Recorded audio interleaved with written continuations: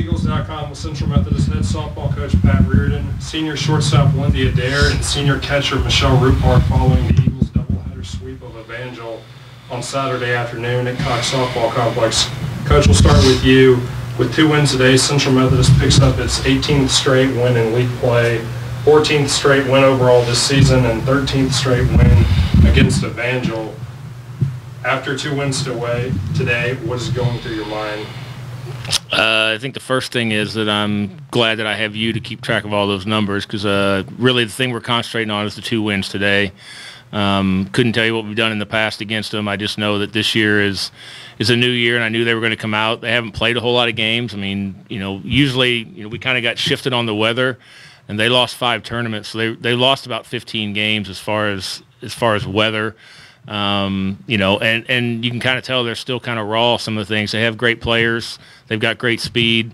Made a few mistakes, and we took advantage of them, and that was probably the biggest difference. Michele, we'll take the next question to you. Looking at your final stat line in Game 1, 3 hits, 2 RBIs, 2 runs scored.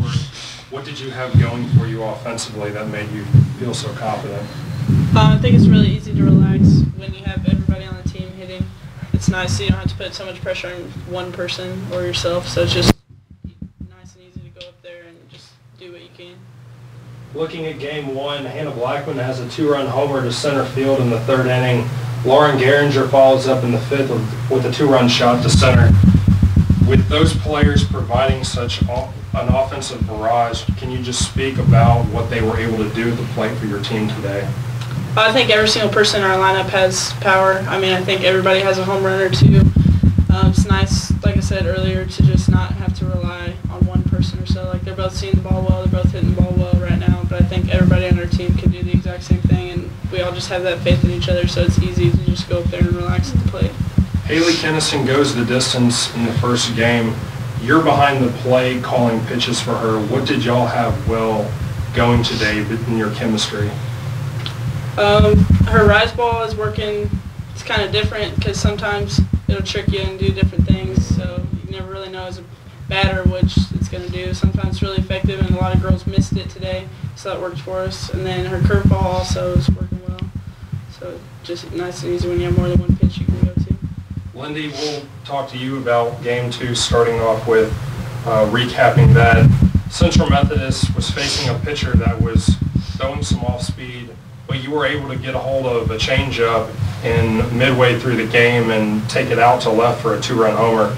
Just kind of walk me through the at-bat, what you were looking for, and just your elation after it went over the fence. Definitely. It was really nice because our hitting coach, Gene, he always really works with us on trying to hit that changeup or really wait on it, and so that's what I did. And she previously threw me 2 before I hit that one, so I just waited and did what I could and hit it. You had 2 homers in the second game, ultimately leading to a 3-run win for Central Methodist. Just when you came into that second game, did you feel that you were going to be able to be so potent offensively? No, because I've been going through a slump, honestly, and I got to give props to my teammates because they've really been picking me up, and the pitching has been outstanding. So, but no, I didn't. I just wanted to go in there and relax and just do what I could, and that's what I did. And my team continued to pick me up, and that's all I can ask for. So, Levi Thomas, who was calling the game today on SeaEagles.com, made several mentions to your grandparents who live out of state but are able to follow the games today. They were tuning in today. Can you say to them, and how happy are you for them to be able to watch you have such a productive day?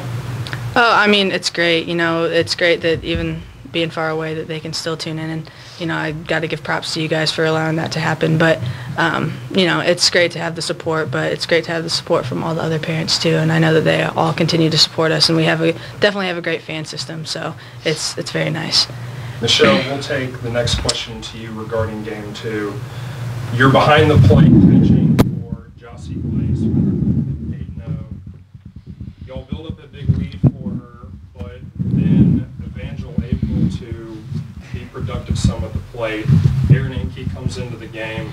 Just talk about what you had working with your pitchers in Game 2.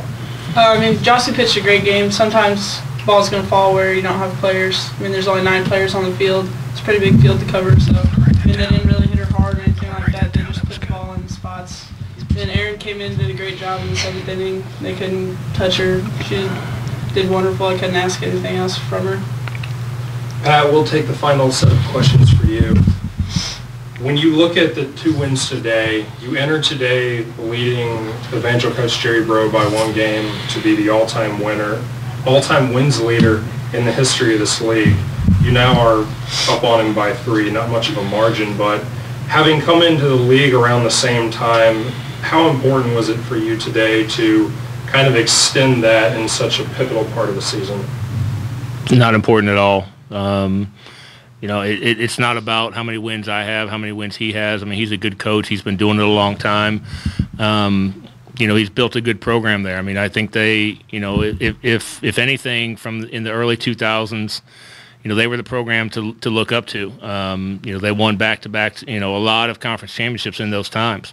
You know, and I was kind of wondering if we were ever going to get there. And now that we've gotten there in 2008 and kind of kept it going with this group and everything else, that's our goal every year. But I mean, I think he set the benchmark, and you know, I really honestly had no idea until you came down the other day and talked about that, and it doesn't enter my mind. I mean, I know you hate to hear coach speak or whatever, but you know, I'm worried about these next games. I mean, I'll shift gears, I'll enjoy Easter, and then we'll have to figure out how to beat Avila, and that'll be our biggest thing coming up on Tuesday, and that's kind of how we're approaching it. As you just alluded to, shifting gears to your next conference doubleheader against Avila, who is playing very well this season, not too far behind your team for the leader in the conference in terms of the top position. What can you say to their success this year, and just knowing that they're playing well, whereas they've struggled in previous years? You know, I obviously they got a new coach in place, and maybe that has something to do with it.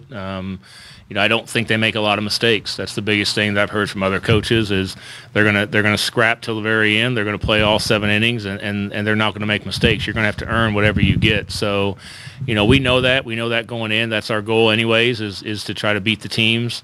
And you know, it's not about so much what they can do. It's about what we can do. And if we play our game, we pitch, we hit, we run the bases, and we play defense like we can, I really feel we have a good shot of winning this conference again.